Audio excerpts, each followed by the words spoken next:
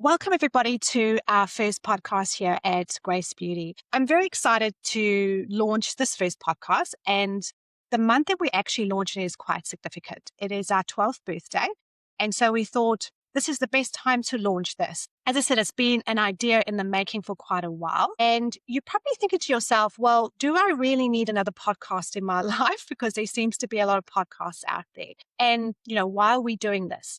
And for me, it's a very simple reason.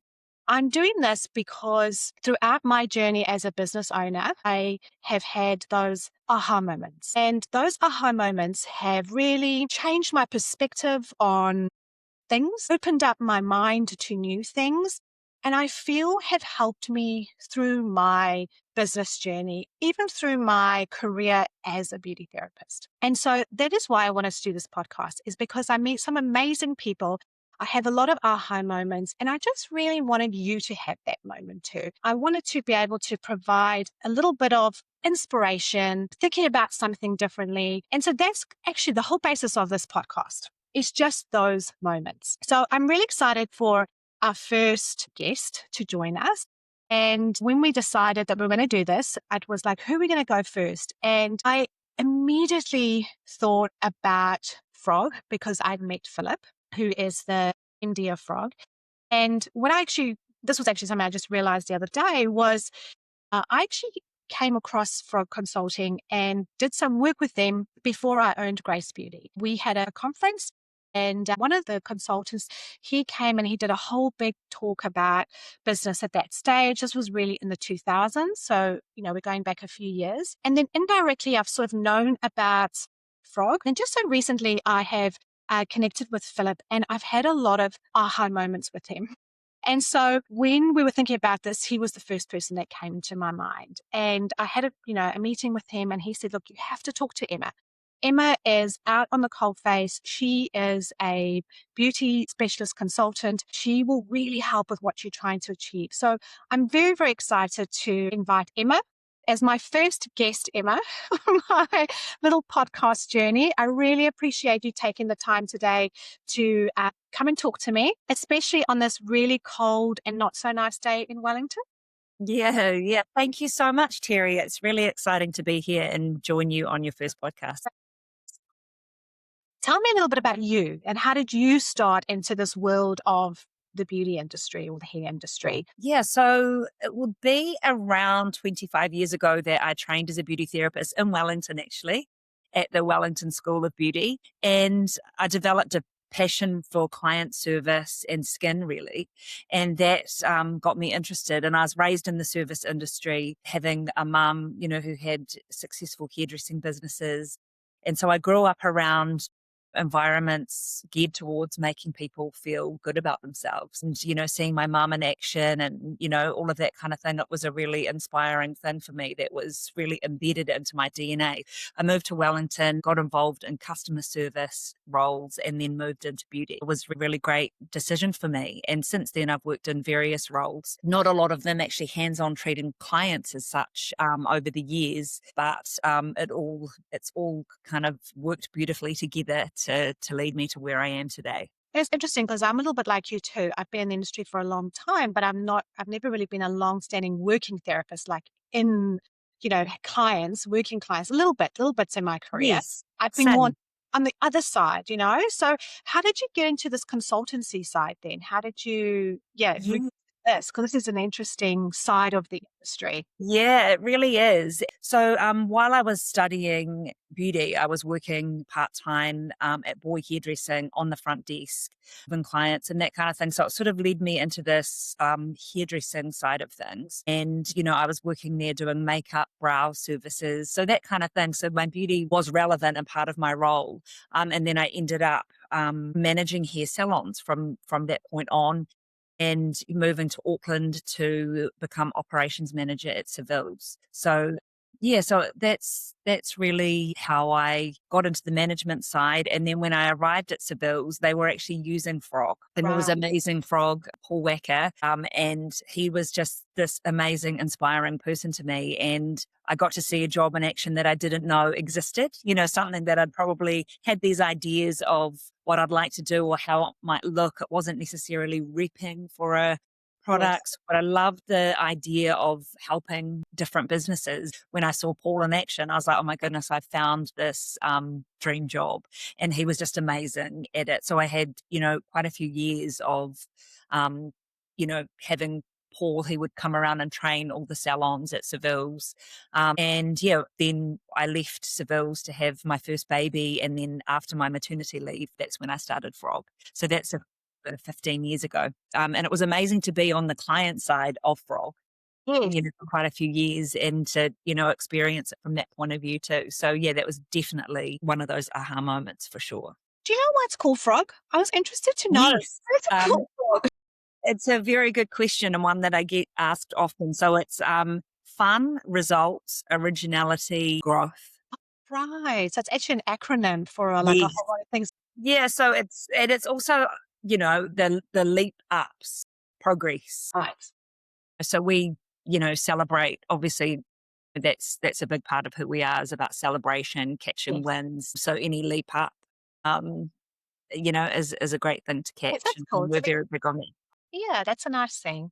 So you're Yeah. obviously dealing with salons of different sizes, from owner operators to, chains, to somebody who has a team of 2 to a team of 20. What do you see, Emma, when you look at your owner operators? Let's talk about them a little bit. What do you see as being sort of the challenges that they are facing this year and maybe into next year from a business perspective? One of the things for sole operators often is that just the loneliness and isolation. Yes. And I think that you're very much in a vacuum. And you would probably see that, Terry, with your sole operators as well. That, yeah, it just can be lonely. And that can also hinder progress sometimes, Yes. because you're in your own Yes. head. Yes. Like they start to lose confidence. I noticed that the confidence is quite low because they don't have anybody to bounce ideas off or. Yeah, exactly. And just that energy of a team can help to drive you forward sometimes. Yes. So, yeah, I think that's a really big one, is that, yeah, that you can just be isolated, alone, and that can really hold you back, second guess yourself. Beauty therapists are the most lovely, kind, nurturing people. They're often thinking of others over themselves. And also I think that can hinder progress too. So, Yes. that's probably one of the biggest things. I think also nowadays with social media, and there's a lot of people giving business advice, which we've spoken about in the past. A lot of the business advice you get is they tell you the things that you are not doing, which makes you feel worse when you're an owner operator. It's kind of the feeling I get because you think, oh, I should be doing that in my business, but I'm not, because you don't have anybody else to kind of like, bounce ideas off. And then, as I said, you go onto social media and you see other salons and you compare and you and you're thinking, I'm not doing this, I'm not doing that, so I can't be succeeding, is often as well a little bit that I see. Very, very good point. Yeah, I absolutely see that as well. So, yeah, so I think finding ways to overcome that for sure. Getting the right support around you, having things in place, so you don't feel alone and your business can keep moving forward and confidence grows. And I suppose that's where somebody like you becomes very pivotal in an owner operator situation. Because a lot of times I find owner operators or sole traders feel like they don't need a business coach because it's like, they need it more than maybe a team, you know? Yeah, that's an interesting one, isn't it? And often I think that owner operators, they potentially have been a top performer in the past at a clinic and that kind of thing. So they've operated at a high level, and then that's sort of prompted the move to move away and do your own thing. But yeah, you can stagnate when you're on your own, like for the Yes. reasons that we just talked about. And I was thinking about that. It's like, if what would you do to overcome that? And perhaps it's just reaching out and even buddying up with other sole Yes. operators. You know, Yeah. you're never the only one who's Exactly. experiencing the problem you are. And I think that, there's huge value in that community. And, sometimes just verbalizing what you're thinking is the thing Yes. that actually helps you take the next step yourself. So I think I wouldn't be afraid of that if I was a sole operator, and perhaps even reaching out to someone like you and saying, hey, is there someone you could put me in touch with? Or Yes. I'd love to share these things. And I think that the whole industry benefits when we're doing things like That that. because I feel like sometimes, our industry is really small here in New Zealand. And I sometimes feel like we need to embrace each other more. Do you know what I mean? There seems to almost be a little bit of people are scared to embrace, other local businesses because I don't know if it's, there's always this thing in all of our heads that we've got competition. It's been drummed into us. There's competition, and we've got to outdo our competition. But I'm a big believer that often the competition doesn't really exist. There's enough space for everybody, and it's just about connection. And it's about, like you said, connect with the other local businesses in your area. For Do sure. things together, because you're all going to grow in that. You're all going to grow. Absolutely. And I think that, maybe it's a scarcity mindset that Yes, kind of, that's exactly it. Yes, yeah. And it's kind of like there is enough clients to go around for all of us. There really is. And I think that, you know, the value and support that you can get from other like-minded people in business brings so much to the table. Yeah. So, that's something that I think would be, of huge benefit. Reaching out, not being shy to do that, having open conversations is a really great thing to do. And of course, I'm always available. I love nothing more. If someone had a problem that they wanted to solve, I'm always open to share and give advice. So I'd be more than happy to take a phone call from somebody if they had something they needed a hand with. so then if we look at people that manage a team, Yes. that's a different headspace because obviously now you're managing a lot of people and their emotions and their lives and their expectations. So how do you see that then? What do you Mm, see the challenges there? it's a good question. Probably one of the biggest challenges is consistency with team performance. Yes, Yes. So managing that can be a challenge. You've got a range of therapists, and you've got different personality profiles and amongst all of that. yes. So I think, yeah, that would be one of the biggest challenges that I find. Yes, I see that too. I see that when we often, if we have a new client and they've got a few girls and then you go in and some of the girls absolutely love the brand and the other girls don't, and then you're trying to train everybody and be enthusiastic, but, it's difficult, and it's, Yeah. yeah, it is because you're managing people's perceptions and people's, the Yeah. consistent, which is hard. Which is hard. And I think, change can be scary for a lot of people depending on your profile. Something that we do a lot of at Frog is personality profiling. It's a lot of fun. So getting to know, like even that example that you shared, that you'll go in and there's some people really, really excited and that there's some people there with the fear in their eyes. And that's just instantly brought our profiling to mind. And I'd be like, I think I've got a fair idea of what And that's those. actually, I've got a clinic too, and I actually think that in the last 18 months, I have gotten the profiling right of the team that we want. Prior to that, I don't think we did, and we had a lot of up and down years, but I think we've been very selective on the actual type of person we want, but making sure that she fits with our manager who has a very specific way about herself. Do you know what I mean? Because and I think that's probably maybe the gem or the aha for this is that really as a team player or a team member or a manager or a salon owner is to really look at disc profiling because it actually really is a thing. It's right. It really is a thing. And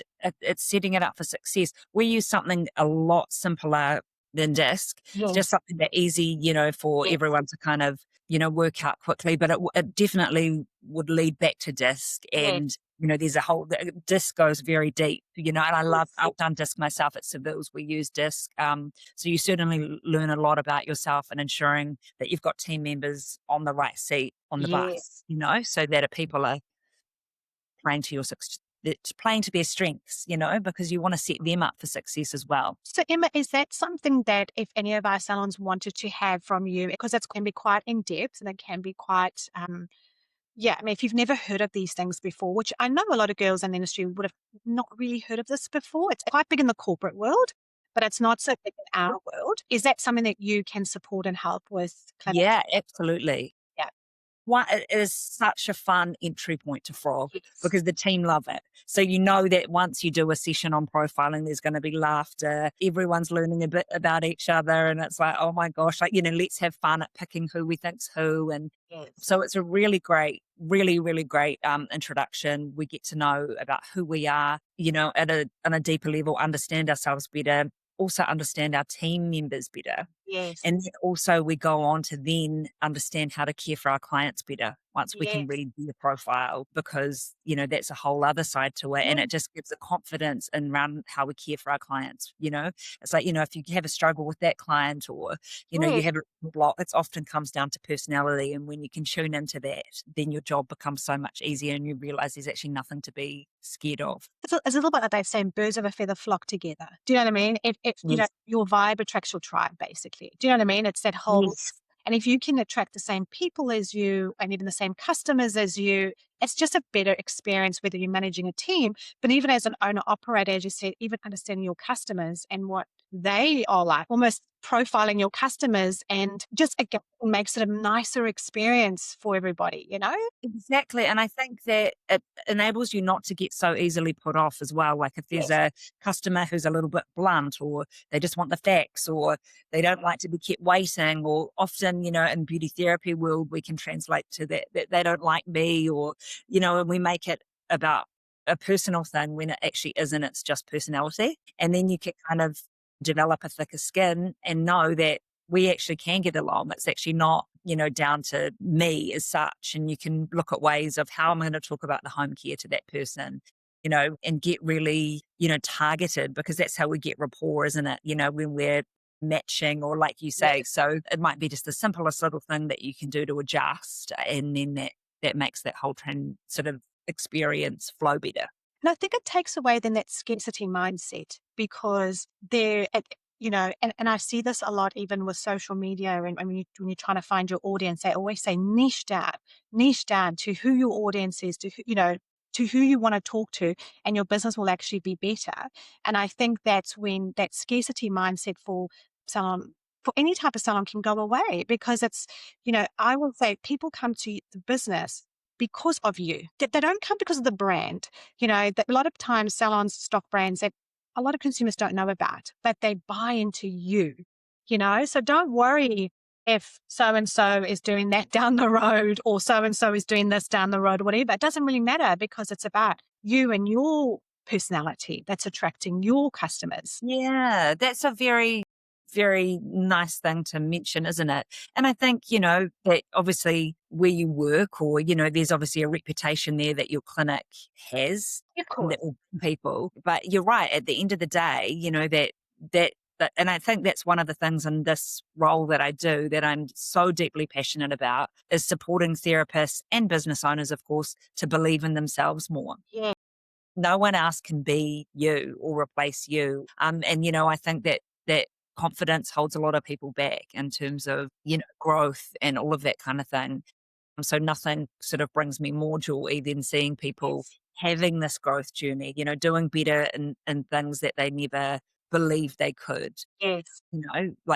All of those things bring me, such great joy, because I think that it's easy just to forget or feel like I'm just a therapist, or Yes. it's just a brow shape, or it's just and nothing we do is just a anything. I It so is, totally agree. Do you know what? I think it starts though, and I had this when I decided I wanted to go to beauty school. I remember when I did very well in high school, and I got a university entrance to go to university. And so everybody assumed I was going to go the university route. And I'll never forget this. I decided I wanted to go to beauty school. And the principal of my school actually called my parents in and said, Terry is too intelligent. She's too bright to go to beauty school. You need to. And thank goodness my parents were like, no, she wants to do that. Do you know what I mean? And so they allowed me to continue down that route. But I feel like people outside of our industry look at our industry as being just, as you said, just doing your nails, just doing a brow shape. Yes, I go and I have my skin done, but my nurse who does my Botox probably knows more than you. So we've almost been bashed into, we've been told by society that we're not really the smartest, we're not really required, and we're just a nice to have, right? Yeah. Do you know what? That's so true. And I think that, if we can sort of look back to COVID a little bit, I think that that was the time when this pivotal point, hair and beauty, had never featured in the news so much. Yes, I agree. News of people waiting for salons to open, people trying to come up with little hacks and things to Yes, fix their own hair at home, tutorials on fringe trimming. And I really sort of saw that as a chance for people to actually value this yes, thing that we just take for granted, or it's just a trim, or it's just a, yeah, because it has, that one visit to your beautician, or however, there's so much more to it than, just the actual act of shaping your brows nicely in terms of feel good, self confidence, yes, just taking some downtime for yourself to step away and lie down even for 15 minutes and be yes, nurtured and cared for. So I think that, you know, coaching therapists to, overcome some little habits that might hold them back in that way, might even be how they start a brow shape just to tidy up today. yes, We need to be so much more passionate and, yes, it's old habit, and it doesn't really serve in terms of, if we want to really own that space, and it is so much more than that. How we consult or how we talk about that brow shape is the thing that will lead the client to see it's yes, more than just a tidy up, you 100%. know? I see in my own clinic, our clientele's a little bit older, more retirees, that sometimes we're the only people that touch those ladies because their husbands have passed away or their children are living overseas, their grandchildren aren't around. They get no physical touch from anybody. So coming for a facial or coming for a massage is the only time we touch people. And I've been trying to say to a lot of our customers that as we move into the age of digital and AI, this is our time for us to really grow as an industry because you cannot get a robot to do, you cannot take away human touch. And if, it, it's our time to shine. It is our time to stand up and be like, we can really dominate people's well-beings as they navigate into this digital time, you know? 100% agree. 100% agree with that. It's just coming into the space, putting down your phone, even if it's lying under a bed for 20 minutes under an LED, the actual well-being impacts of that are huge. I totally agree with you on that. And I think that, we've sort of got this chance to step up and really, believe in ourselves more to kind of make that, I suppose it's how we treat our clients, talk to our clients, consult them, all of the things that will also help them to see that and understand that as well. The rebooking piece, there's so many little parts of the experience that we need to be focusing on. And that's why I think you need somebody like a coach to really help you be your best self. I think having a business where whether you're an owner operator or whether you are managing a team, or even if you're a therapist in that team that one day decides, I want to have my own salon, you know, you need somebody there to prop you up. You need somebody there to help you navigate life and business because it's tough, it's not It easy. is tough. Yeah. And I also think, I always liken it to like a personal trainer. Often we know what we need to do. Yes. But, it's having that accountability Yes. and that fresh set of eyes to kind of move you to the next step. And, it's having someone, believe in you more than you might believe in yourself, guide you along to the next step, or, help with the growth mindset. Because as you say, it is tough, Terry. And I think that it's easy to get worn down and lose motivation and, you know, um, all of those things. So I think having that fresh set of eyes come in that can support and all of that is really helpful. And it's that fresh set of eyes. It's a new perspective. It's that, yeah, just coming in and looking at it differently and saying, try this way, try that way, do this.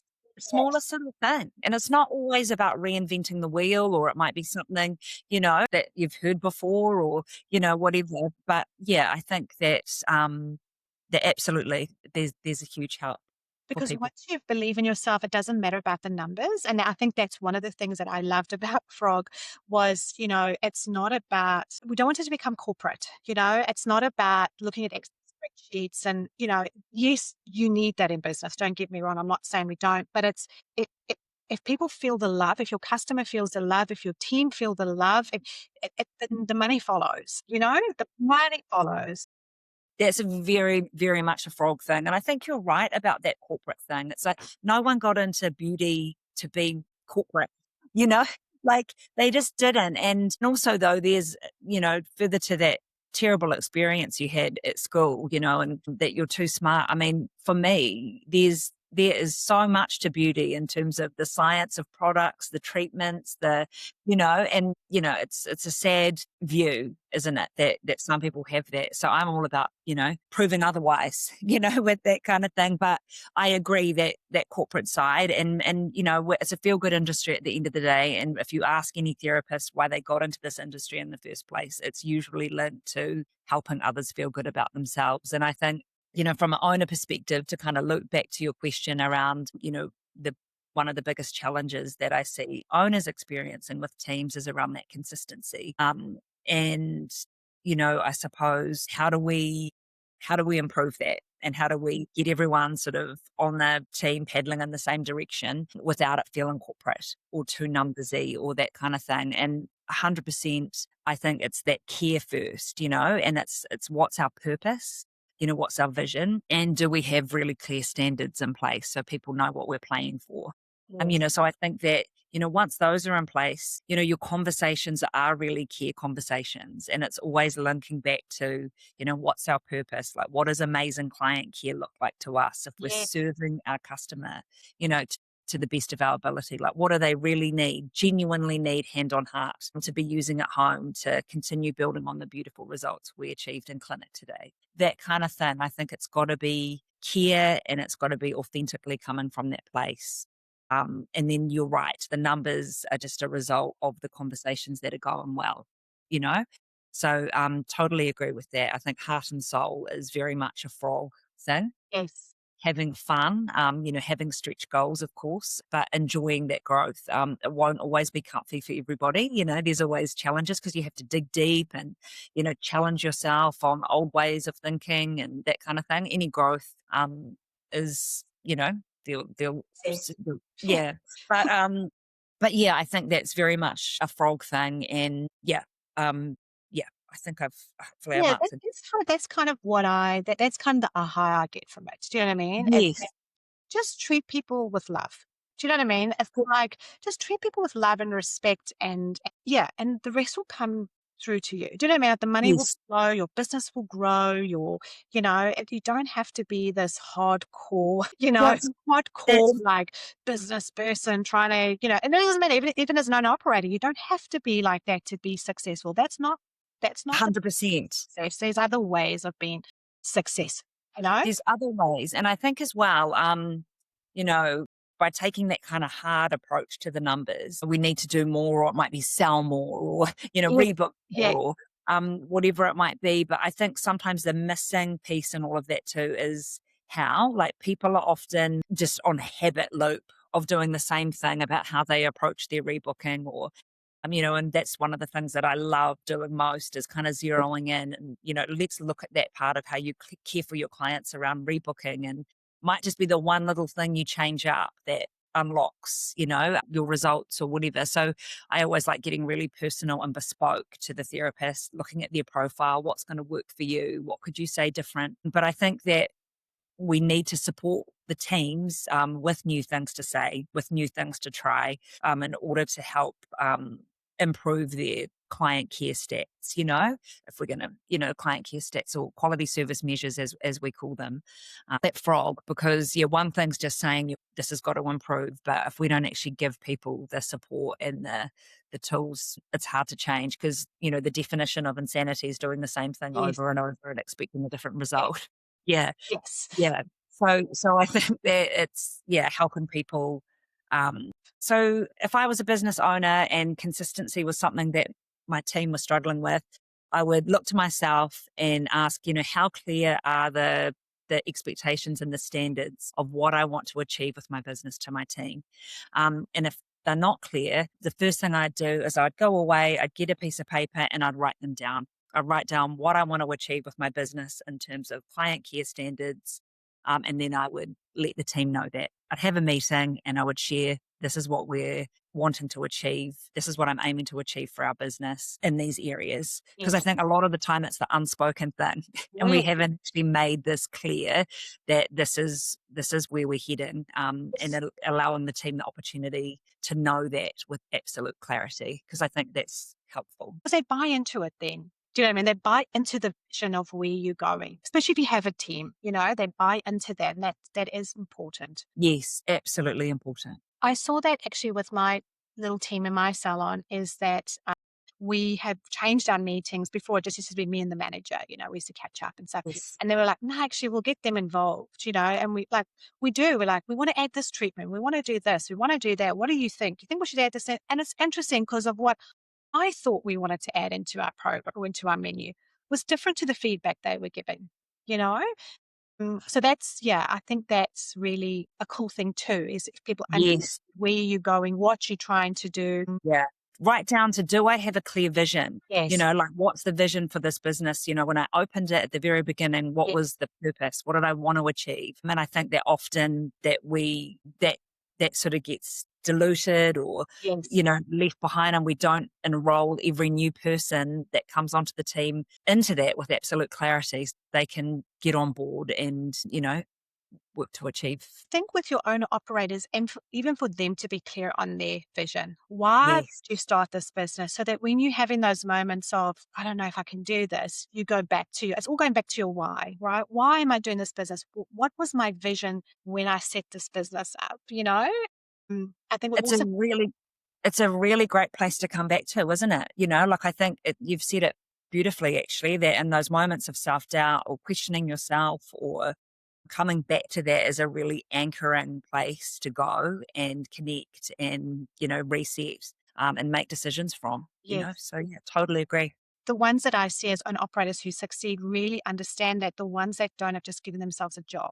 And I'm like, the ones that have just given themselves a job, you can see. Do you know what I mean? It's like they just sit up and they just like giving themselves a job. But I don't know, you just get that feels, you just Yes. and if I feel it as a supplier, I'm sure customers feel it too. Yes, absolutely that. And that's where, whether, supporting, finding your support in the industry, those fresh voices like we talked about, can help you kind of keep things fresh and evolving so you don't get that stale.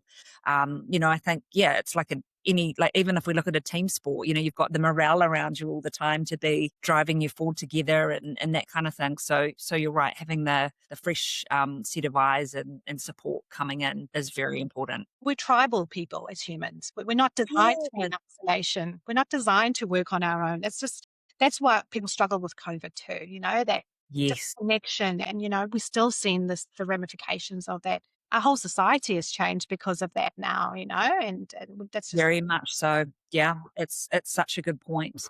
Totally. thank you so much for your time. I've really, really enjoyed chatting to you. But I think the key things that have come across to me today is understanding yourself as a person, understanding your profile as a person, to understand what customers you want, to understand even team members you want in your team, because you want people of similar. And just as I said, just treating people with a human factor. And yeah, it's kind of the feels that I get from it. Is that it's a human factor for people we mustn't lose because, we're all humans dealing with humans. Do you know what? Beautiful. And that is absolutely frog at the end of the day. And that's sort of who we aspire to be in our support to business owners and how we work with teams and that kind of thing. So yeah, I think that you've summed that up perfectly. Thank you, Terry. Thanks, Emma. Thank you to everybody who's tuned into our first podcast. We would love to know if you had a bit of an aha moment. If you were like, "Oh, that's amazing," please write it down or send us an email or comment on the bottom of our social media post. Let us know if you had that moment because, as I said, this is actually the reason why we want to do it, is for you to have that aha moment and, yeah, just be the better person that you are in business and in life. So thank you so much for joining us.